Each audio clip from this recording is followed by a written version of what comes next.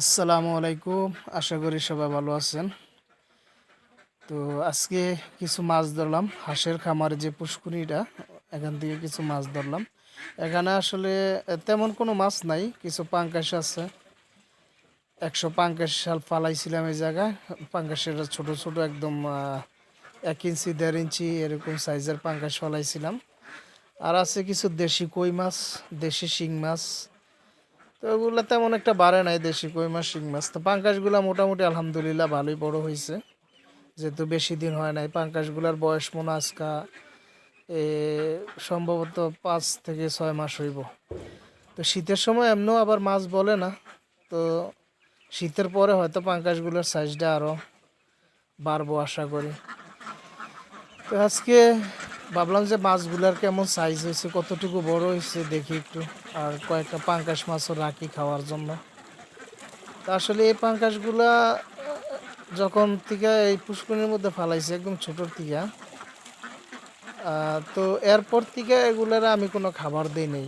যেহেতু আমার হাঁস সারাক্ষণ এই পুষ্করিণীর মধ্যে থাকে, হাঁসের ফিড দিতেছি, গম দিতেছি, হাঁসে ফিড গম খাইতেছে।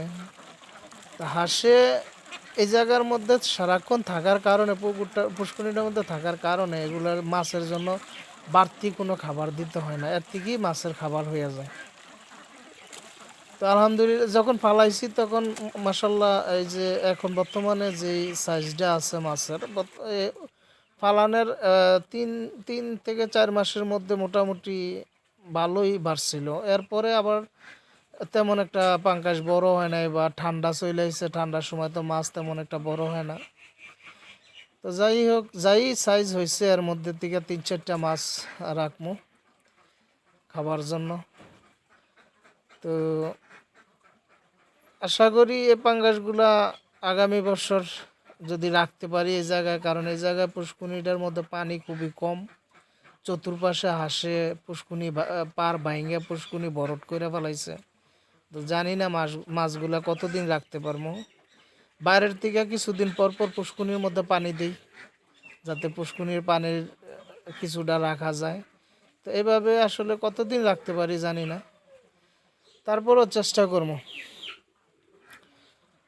আর যে আমি মনে করি যে যদি হাঁসের খামার কারো থাকে আর পুষ্কুনি থাকে, আমি মনে করি যে পাশাপাশি যদি কোনো মাছ চাষ করা হয়, জানি না আর কি কি মাছ চাষ করা যাবে। তো আমার পুষ্কুনিটা যেহেতু ছোটো, এই জন্য তেমন অন্য মাছ রাখি নাই, কারণ অন্য মাছ রাখলে গ্যাসে পানি গোলা হইলে মইরা যাইব। এই জন্য পাঙ্কাশটাই রাখছি, আর দেশি কিছু কই মাছ আর হচ্ছে শিং মাছ।